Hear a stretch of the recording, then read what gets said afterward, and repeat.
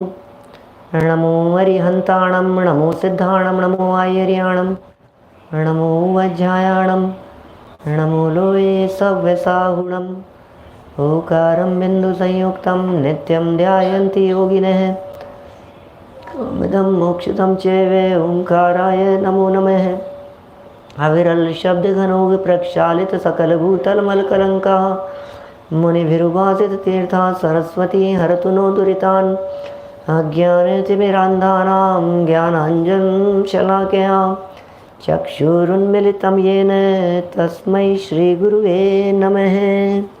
श्रीपरं गुरुवे नमः। परम्पराचार्यगुरुवे नमः।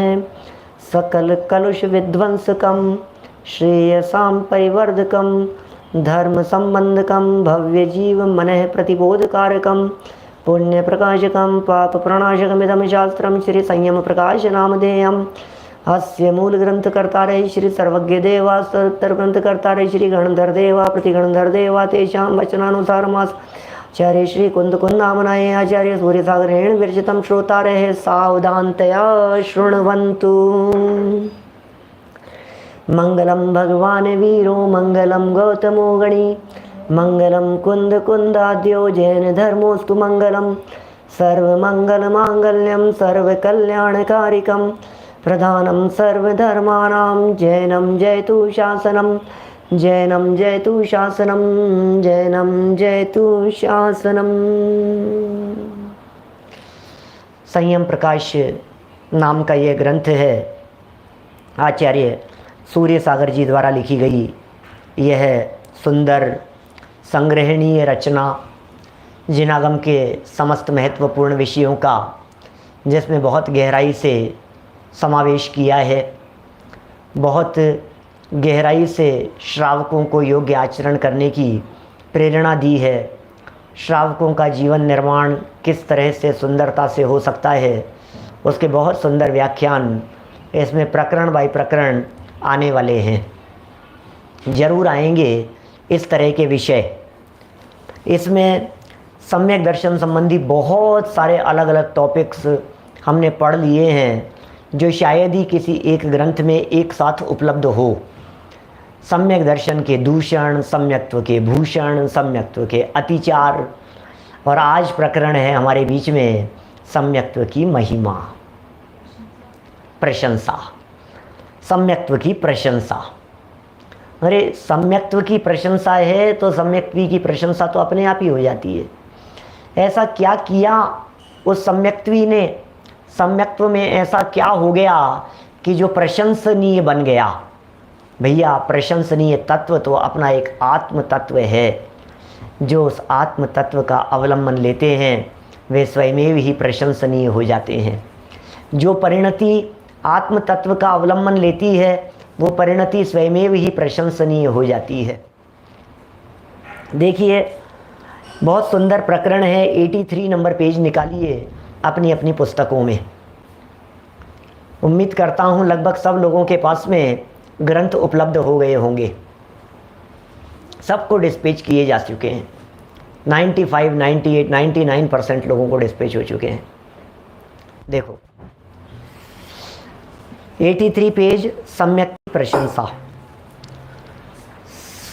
सम्यक दर्शनम अणुव्रत युक्तम स्वर्गाय महाव्रत युक्तम मोक्षाय च चामुंडराय कृत चारित्र सार की ये चर्चा है।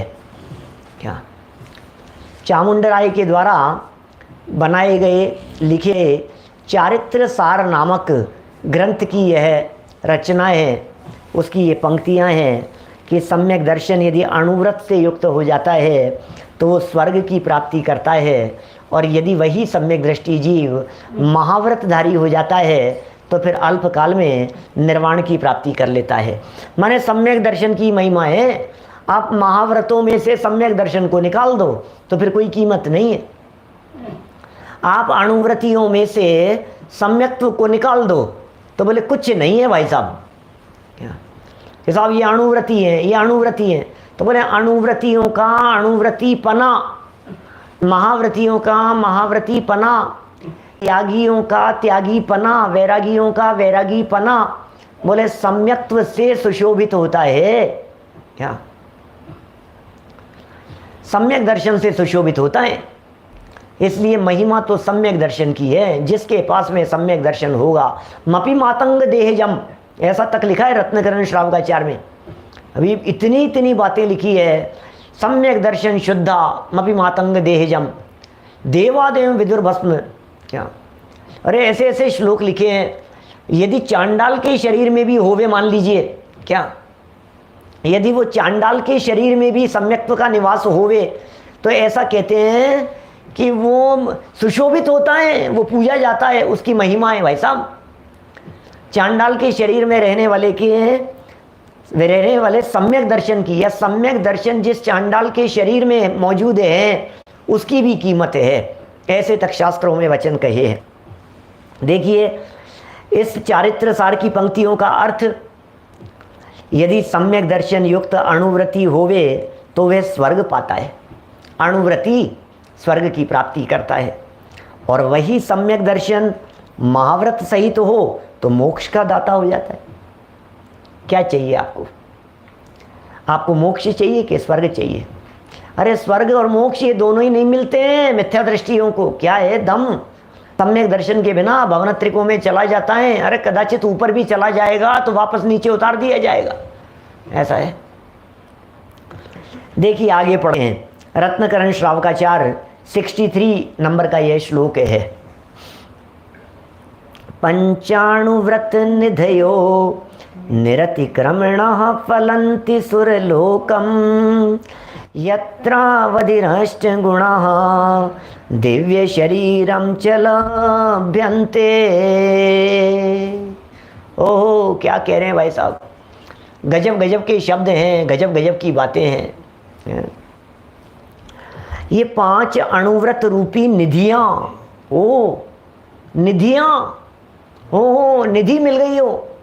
जिस व्यक्ति ने अपने जीवन में अणुव्रत अंगीकार किए हैं, उस व्यक्ति के संदर्भ में हमारे वितरागी संत, हमारे दिगंबर आचार्य कहते हैं, अरे इसने अणुव्रत नहीं लिए हैं, इसने अपने जीवन में निधियां धारण की है, इसने अपने जीवन में अणुव्रत लिए हैं, इसका मतलब इसे निधि मिल गई है। क्या आप चाहिए? ये 5 निधियां हैं, ये 5 अपूर्व रत्न हैं। ये निधियां यदि अतिचार रहित पालन की जावे तो जहाँ पर अवधि ज्ञान, अणिमा, महिमा आदि 8 रिद्धियाँ तथा दिव्य शरीर की प्राप्ति होती है, ऐसे स्वर्ग लोक की दाता होती है। ये सम्यक दर्शन स्वर्ग लोक का दाता है। ये सम्यक दर्शन स्वर्ग प्रदान करने वाला है। ये सम्यक दर्शन की जिन्हें प्राप्ति होती है, अनेक प्रकार की रिद्धियाँ चरणों में आकर के लौटती हैं। आपने सुना है 64 रिद्धियों के नाम प्रातःकाल बोलते हैं अपन पूजन में। अणिमा जो महिमा और लघिमा में कुशल श्री ऋषिवरा, आती है ना ऐसी चर्चा। परमर्षि स्वस्ति मंगल पाठ कहलाता है, जिसमें चौथी लाइन के अंत में कुर्वन्तु ते मंगलम बोलते हैं। पूजन करते समय बोला जाता है वो पाठ प्रारंभ में। ये कह रहे हैं यहाँ पर अणिमा रिद्धि, महिमा रिद्धि, लघिमा रिद्धि, गरिमा रिद्धि, ये सब जो रिद्धियाँ हैं, ये रिद्धियाँ जिस जगह पर होती है उसे कहते हैं देवलोक। उसे देवलोक कहा जाता है। वो स्वर्ग है, वो वैमानिक देवों के रहने का स्थान है। और कह रहे हैं उस वैमानिक देवों के स्थान में जाकर के वो जीव उत्पन्न हो जाता है। अणिमा रिद्धि होती है, अणु बराबर शरीर बना लेता है। महिमा रिद्धि होती है, क्या बहुत विशाल शरीर बना लेता है। कभी रुई जैसा हल्का शरीर बना लेवे तो कभी पहाड़ जैसा भारी शरीर बना लेवे, हवा की तरह उड़ने लग जाए, ऐसा शरीर हो जाए। अरे अनेक अनेक प्रकार की रिद्धियाँ हैं। 64 रिद्धियों के ऊपर अभी हमारे अरुण जी हैं, जयपुर वाले प्राचार्य अरुण जी, बहुत अच्छे विद्वान हैं। उन्होंने 64 रिद्धियों के ऊपर पुस्तक लिखी है, 64 रिद्धि के नाम से, बड़ी गजब की रचना। तो धवलादिक ग्रंथों के अंदर इनका बहुत विस्तार से वर्णन आया है, गजब गजब की बातें हैं। लेकिन भाई साहब एक बात कहना चाह रहा हूँ, ये इन रिद्धियों को दिखा करके सम्यक दर्शन की महिमा तो बता रहे हैं, लेकिन सम्यक दर्शन की महिमा के लिए बता रहे हैं। पॉइंट समझने की चेष्टा करना मैं क्या कह रहा हूँ। यहाँ रिद्धियों की महिमा बतलाना प्रयोजनभूत नहीं है। क्या रिद्धियों की महिमा बतलाना प्रयोजन नहीं है, रिद्धियों की महिमा बतलाना उद्देश्य नहीं है। उद्देश्य तो सम्यक दर्शन की महिमा बतलाना है। हेडिंग क्या है? सम्यक्त्व की प्रशंसा। क्या हेडिंग तो सम्यक्त्व की प्रशंसा है, तो महिमा तो सम्यक दर्शन की गानी है। अब चूंकि अज्ञानी जीवों को, चूंकि संसारी जीवों को भोगों की महिमा आती है, क्या भोगों की महिमा आती है भाई साहब। अज्ञानी संसारी जीवों को न मालूम किस किस चीज की, छोटी छोटी सी चीजों की महिमा आती है, ये मिल जाए, ये मिल जाए, ये मिल जाए। तो जिसको जिस चीज से महिमा आवे उसे उस तरह से समझाया जाता है। क्या वो कैसे समझा रहे हैं भाई ओजस, कैसे समझा रहे हैं बताओ? जो जैसे समझे उसे वैसे समझाया जाता है। जिस व्यक्ति को रिद्धियों की महिमा आ रही है, अरे ऐसी रिद्धियां, अरे ऐसी रिद्धियां, कि सुनो, यदि ऐसी रिद्धियां चाहिए तो सम्यक दर्शन प्राप्त करने के लिए प्रयत्न करो। क्या अशोक लुहाड़िया जी साहब, आप सम्यक दर्शन प्राप्त करने के लिए प्रयत्न कीजिए, फिर क्या होगा? बोले सारी रिद्धियां तुम्हारे चरणों में आकर के पड़ेंगी। अणिमा महिमा आदि रिद्धियां, ये 8 रिद्धियां और दिव्य शरीर की प्राप्ति। आप जो बीमारी बीमारी बीमारी तकलीफ ले लेकर के आप बैठे रहते हो, रोते रहते हो, दुखी होते रहते हो, खेत खिन्न होते रहते हो, अपनी कमर पकड़ के बैठते हो, घुटने पकड़ के बैठे रहते हो, आपको ऐसे लगता है ये बीमारी नहीं हो जाए, ये बीमारी नहीं हो जाए। रोजाना ही कुछ ना कुछ प्रयास चलते रहते हैं उन बीमारियों से बचने के लिए। ऐसे शरीर की प्राप्ति हो जाएगी जिस शरीर में बीमारियां दूर दूर तक नजर नहीं आएंगी। ऐसे शरीर की प्राप्ति हो जाएगी। ये किसकी महिमा है? बोले सम्यक्त्व की महिमा है। क्या क्या कह रहे हैं? ऐसे दिव्य शरीर की प्राप्ति होती है, ऐसे स्वर्ग लोक की दाता है। 5 अणुव्रत रूपी निधियां सम्यक दर्शन से युक्त हो जाने पर क्या ऐसे पदवियां प्राप्त हो जाती है। चलिए और आगे बढ़ते हैं, कुछ और इसी प्रशंसा को बढ़ाते हैं। देखिए सम्यक्त्व की महिमा, अभी प्रशंसा कर दी सम्यक्त्व की, अब महिमा बतला रहे हैं इस सम्यक्त्व की। आप जानते हैं जब सम्यक्त्व शब्द का प्रयोग किया जाता है तो सम्यक्त्व शब्द में सम्यक दर्शन भी होता है, सम्यक ज्ञान भी होता है और सम्यक चारित्र भी होता है। क्या गृहस्थी व्यक्ति को भी सम्यक दर्शन प्राप्त हो सकता है, गृहस्थी व्यक्ति को भी देवगतियाँ मिल जाती है, गृहस्थ व्यक्ति मरकर के भी देवगति में चला जाता है, गृहस्थ मरकर के भी वैमानिक देवों में चला जाता है। घर गृहस्थी में रहते हुए यह जीव यदि सम्यक दर्शन और व्रतों से संपन्न होवे तो 16वें स्वर्ग तक की मर्यादा है। कपड़े पहने हुए जीवों की मर्यादा 16वें स्वर्ग तक है। 16वें स्वर्ग से ऊपर कोई भी कपड़े पहने हुए व्यक्ति नहीं जा सकता। जिस व्यक्ति ने कपड़े पहने हैं और संयमी है और साधना रत है और आराधना में तल्लीन रहता है, वो भवनत्रिकों को छोड़कर 16वां स्वर्ग, पहला दूसरा तीसरा चौथा उत्तर उत्तर बढ़ते हुए क्रम में है, 16वें तक चले जाता है। देश संयमी भी चला जावे, देश संयमी हो चाहे असंयमी भी हो, दोनों ही जा सकते हैं वहां तक। देखिए सम्यक दर्शन की महिमा लाठी संहिता के 3रे अध्याय का ये प्रमाण प्रस्तुत किया है। कह रहे हैं यहाँ, जीवादि साधनम सम्मतम तेसि मधिगमोणाणम रायादि परिहरणम चरणम एसोदुमोह पथो। तीनों परिभाषाएं कह दी यहाँ। जीवादि 7 तत्वों का, 9 पदार्थों का, यथार्थ माने ठीक ठीक श्रद्धान करना सम्यक्त्व है। क्या किसका नाम सम्यक्त्व है? तो ये कह रहे हैं जीवादि पदार्थों का श्रद्धान करें, 7 तत्वों का श्रद्धान करें, 9 पदार्थों का ठीक ठीक श्रद्धान करें, और इनका श्रद्धान करना ये सम्यक्त्व है। जीवादि का यथार्थ स्वरूप जानना वो ज्ञान है, और राग द्वेषादि परिणामों का परित्याग करना ये चारित्र है। क्या क्या कहा? जीवादि तत्वों पर श्रद्धा तो सम्यक दर्शन है, उनका जानना ये सम्यक ज्ञान है, और रागादिक का नष्ट हो जाना ये सम्यक चारित्र है। टोडरमल जी साहब ने मोक्ष मार्ग प्रकाशक में बड़ा गजब का प्रयोग किया। अद्भुती प्रयोग है वो। सम्यक दर्शन, सम्यक ज्ञान और सम्यक चारित्र की परिभाषाएं बतलाई है। 257 नंबर पेज होना चाहिए मोक्ष मार्ग प्रकाशक ग्रंथ का। 257 नंबर पेज पर ऊपर उन्होंने परिभाषाएं कही है और उन परिभाषाओं में उन्होंने लिखा है रागादि मिटाने का श्रद्धान 257, रागादि मिटाने का श्रद्धान वो सम्यक दर्शन है, रागादि मिटाने का जानना वो सम्यक ज्ञान है, और जिस प्रकार से रागादिक मिटे वो सम्यक चारित्र है। बोलो आप, क्या गजब की परिभाषा दे दी। सम्यक दर्शन किसे कहते हैं, सम्यक ज्ञान है ऊपर 257 पेज पर। सम्यक दर्शन किसे कहें, सम्यक ज्ञान किसे कहें और सम्यक चारित्र किसे कहें, 257 पर नहीं है।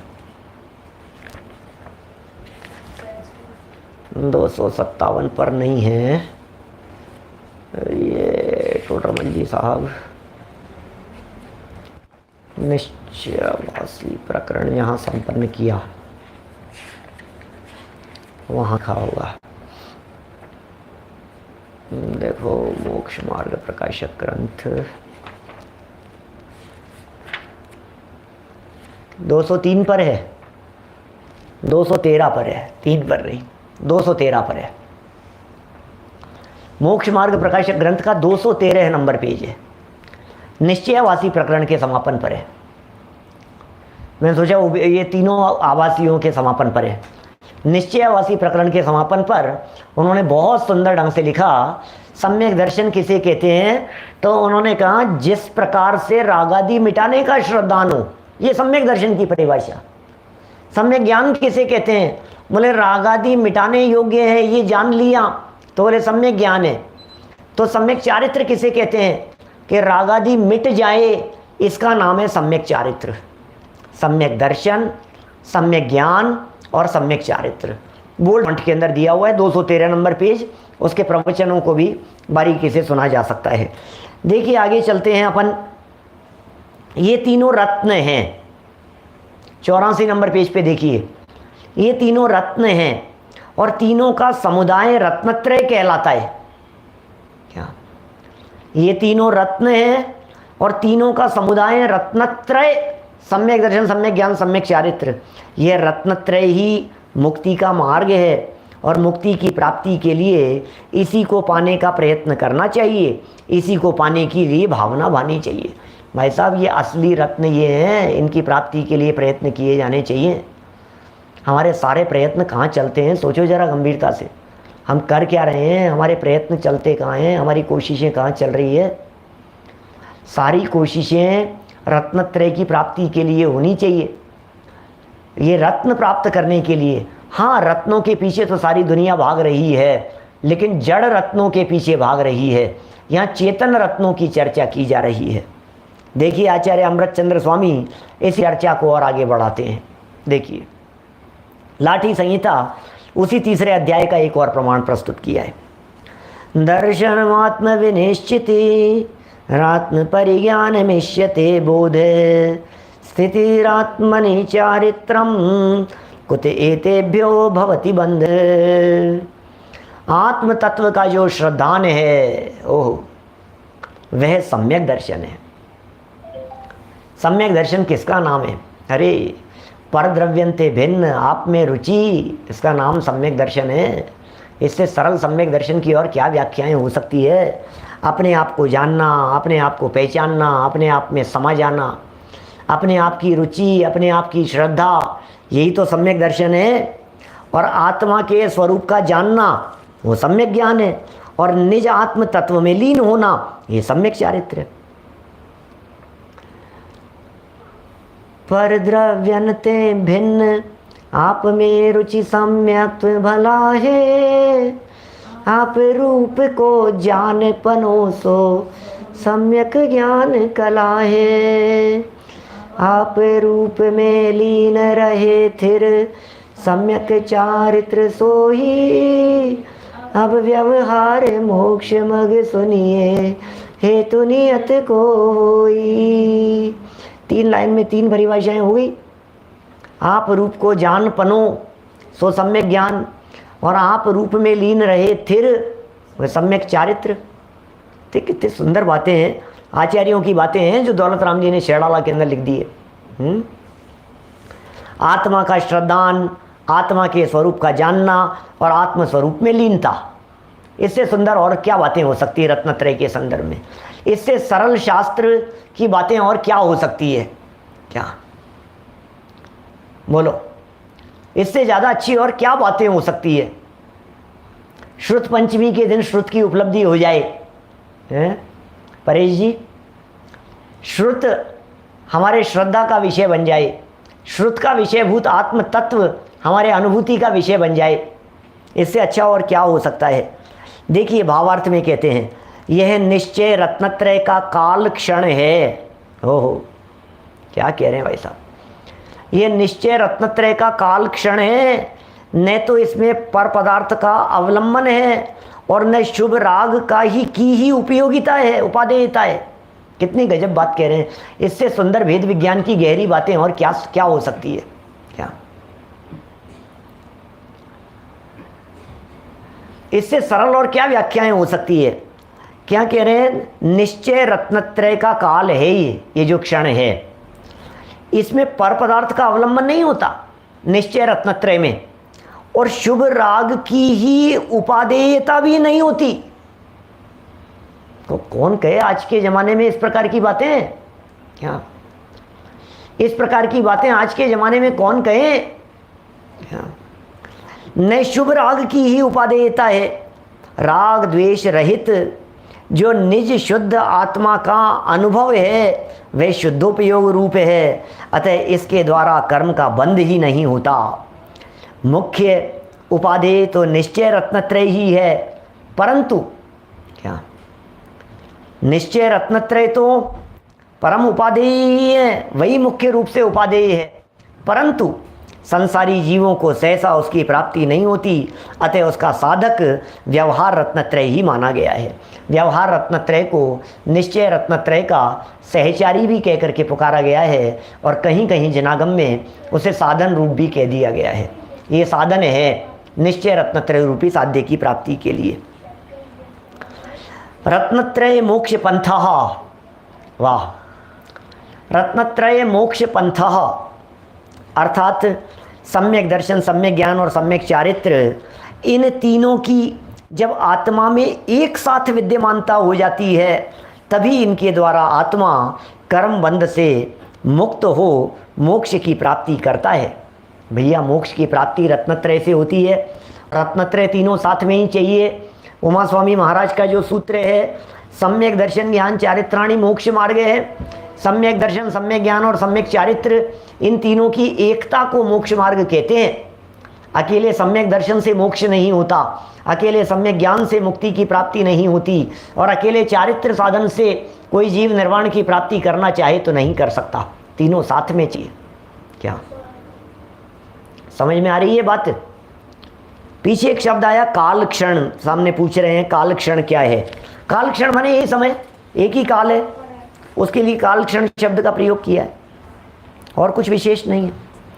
अब देखो एक बहुत सुंदर यशस तिलक चंपू का पृष्ठ 126 और आश्वास 6 में 22 नंबर का एक श्लोक दिया है। इसके हिंदी अनुवाद की चर्चा हम कई बार आप लोगों के बीच में करते हैं, और इसी तरह की चर्चा राजवार्तिक, श्लोक वार्तिक आदि ग्रंथों में भी सम्यक दर्शन ज्ञान चारित्राणि मोक्ष मार्ग है इसकी व्याख्या करते समय की है।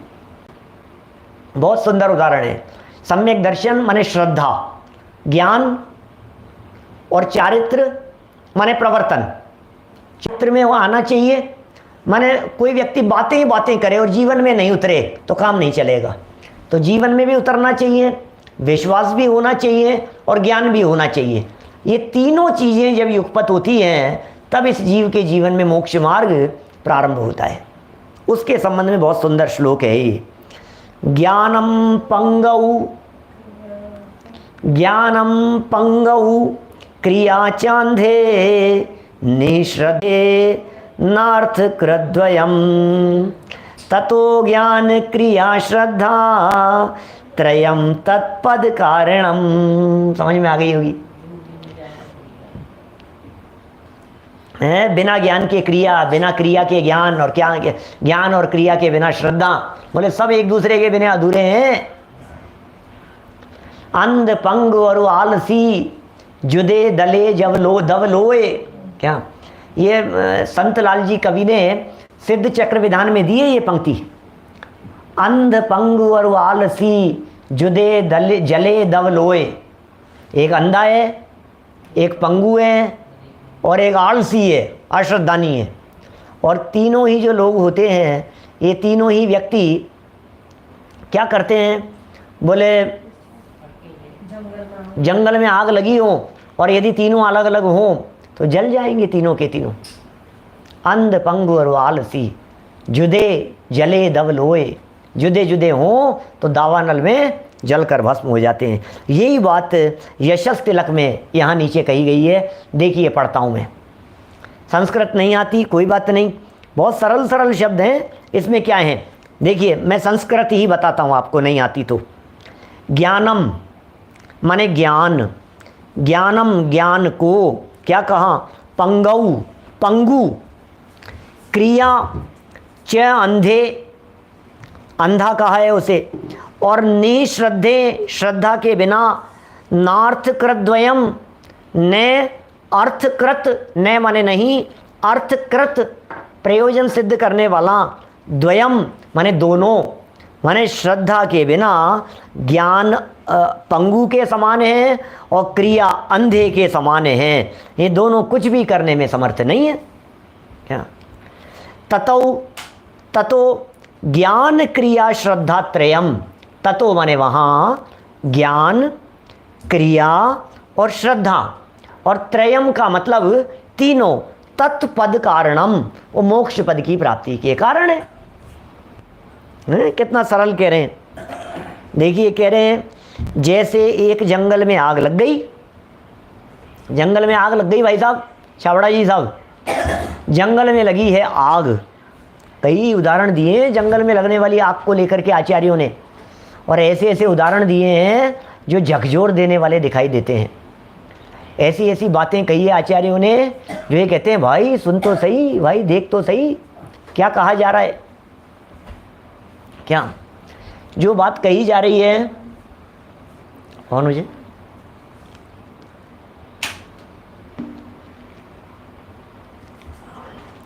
देखो क्या कह रहे हैं यहाँ पर, जो बात कह रहे हैं उस बात को समझना।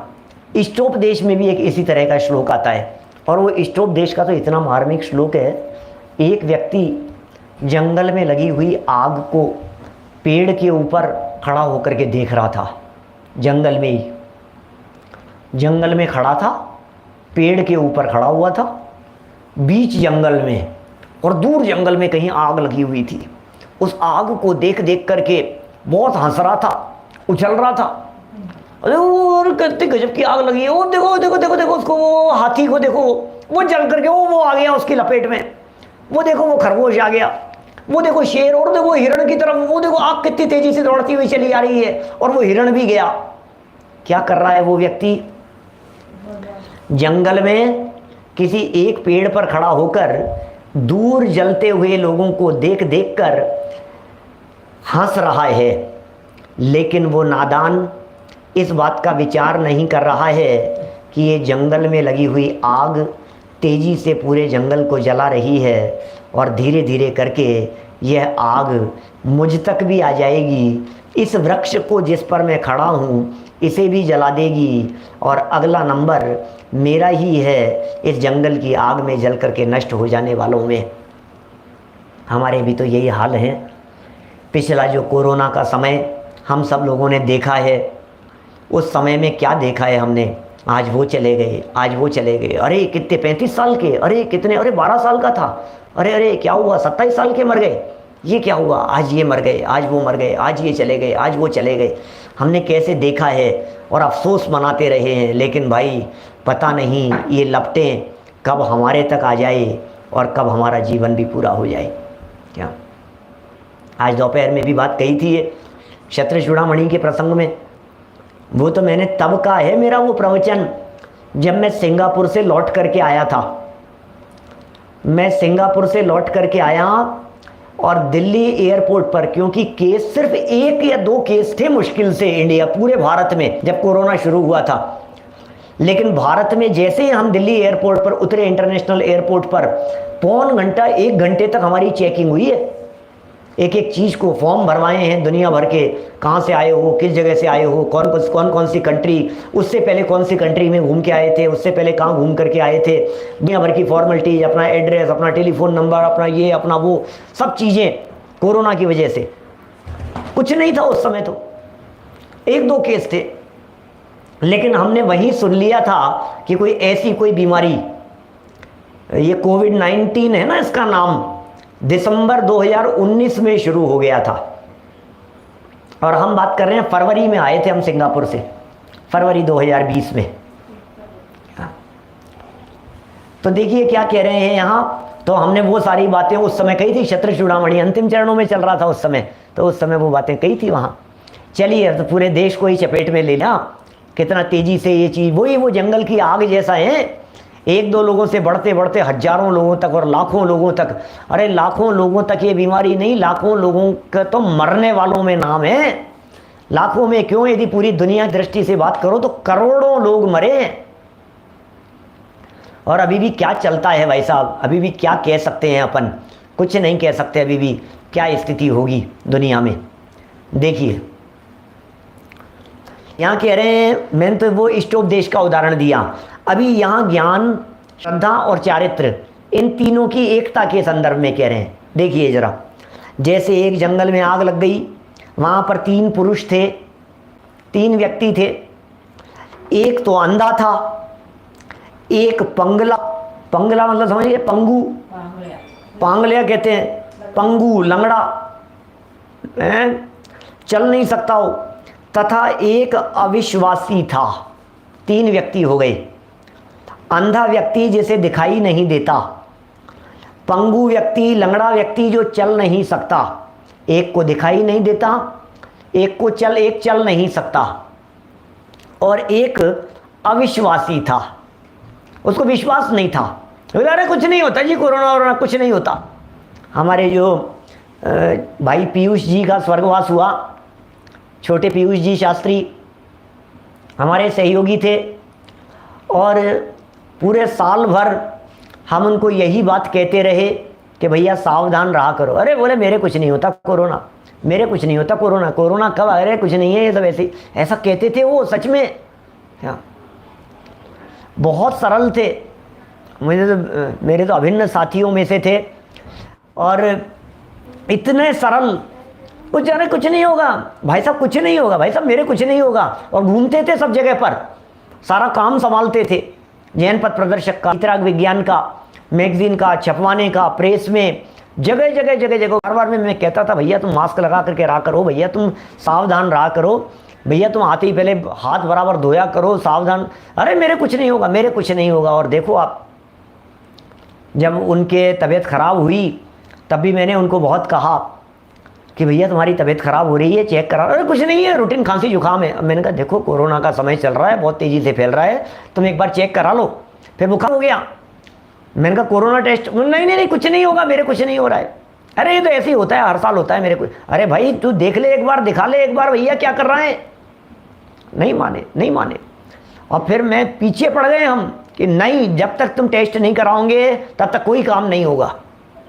टेस्ट कराने के लिए गए, कोरोना पॉजिटिव, लंग्स इन्फेक्शन, और इतना बढ़ गया, इतना बढ़ गया कि फिर वो ऑक्सीजन एक बार लगा तो फिर वो लगा ही नहीं, अस्पताल गए तो फिर वो आए ही नहीं।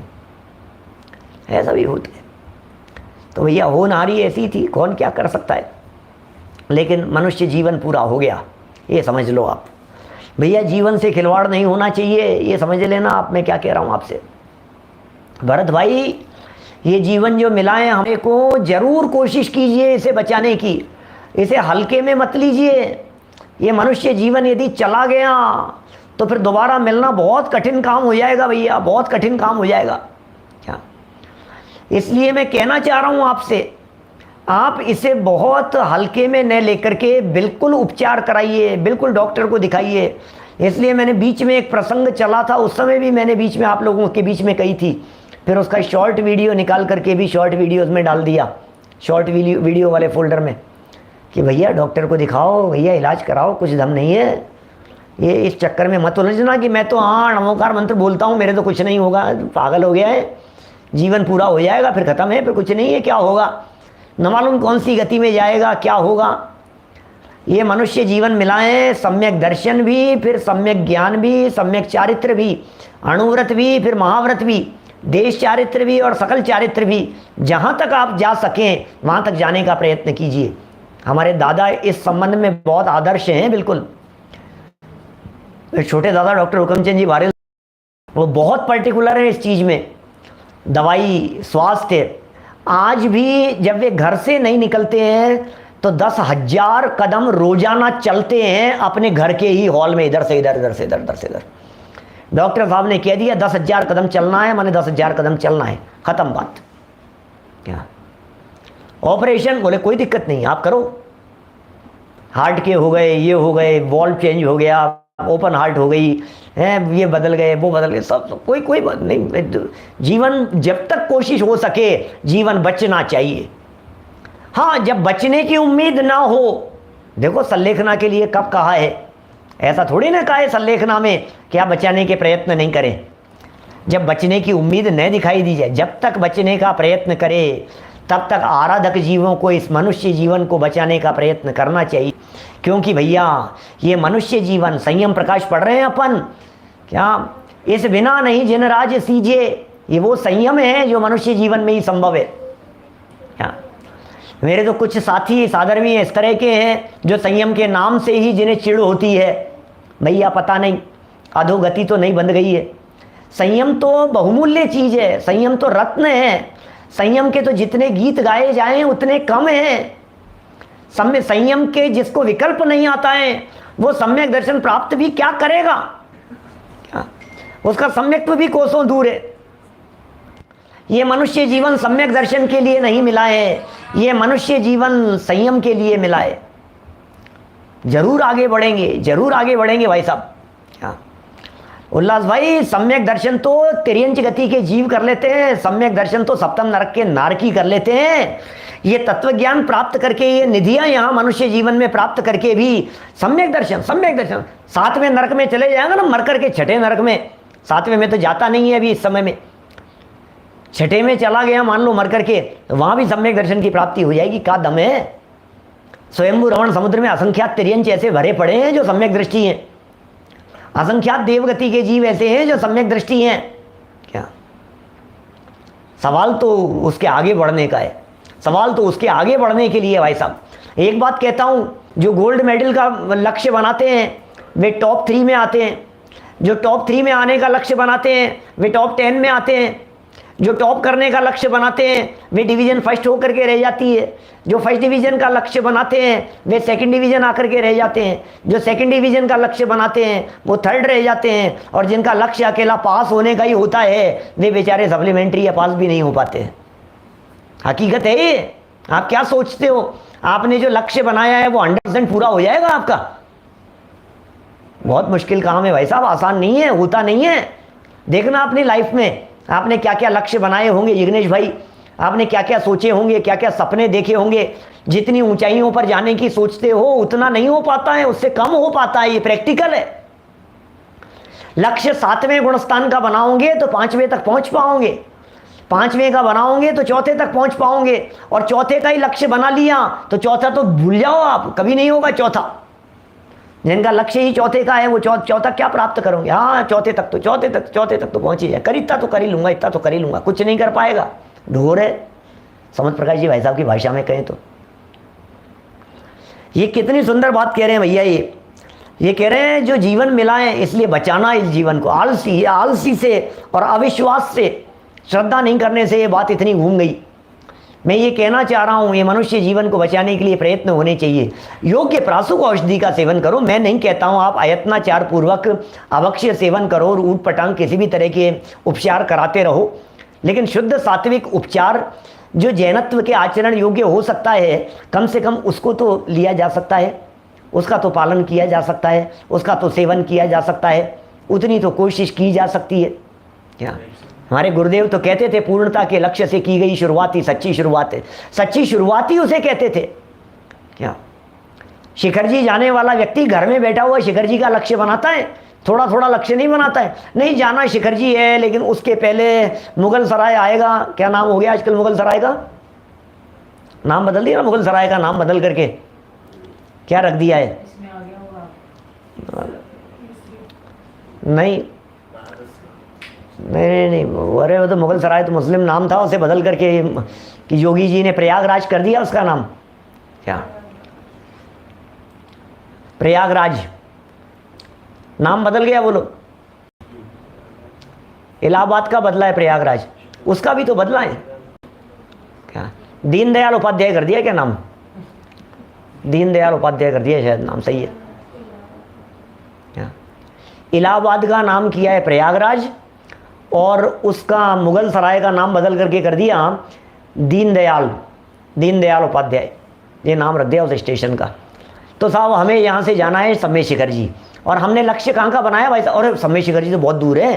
पहले तो आप एक काम करो, पहले तो इधर से चल रहे हो आप अजमेर तक का लक्ष्य बनाओ।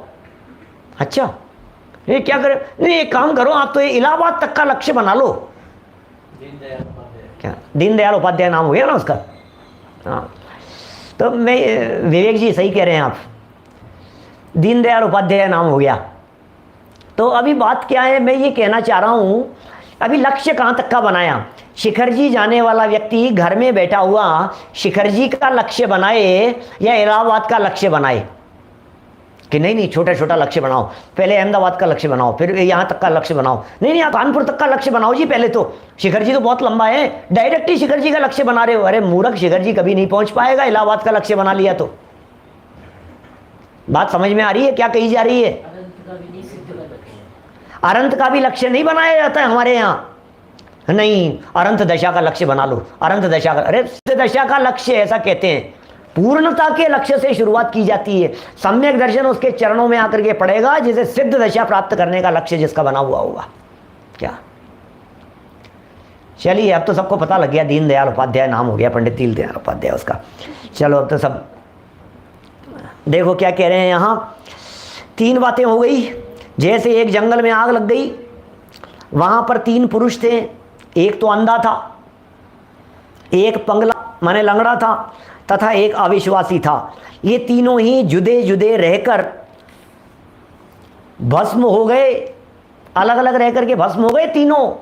अंधा व्यक्ति क्या करता? जंगल में लगी आग में इधर उधर दौड़ता रहा और जल करके मर गया। लंगड़ा व्यक्ति था, दिख तो रही थी आग लेकिन दौड़ नहीं सकता था, क्या करता? जल करके भस्म हो गया। एक तीसरा व्यक्ति था, दिख भी था और पैर भी थे उसके पास में, लेकिन उसे मुझे थोड़ी ना जलाएगी यार, मुझे थोड़ी ना जलाएगी।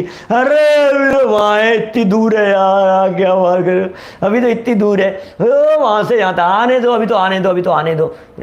मर गया इतनी देर में, तो खत्म हो गई कहानी, क्या पता झटके से। ऐसा है भाई साहब, सो गया वो तो, अभी तो बहुत दूर दिख रही है, अभी कहाँ आएगी आग। ऐसा आलसी व्यक्ति। तीनों ही जुदे जुदे रहकर भस्म हो गए। अंधा तो चल सकता था किंतु उसको सूझता नहीं था कि किधर जाऊं। क्या कह रहे हैं?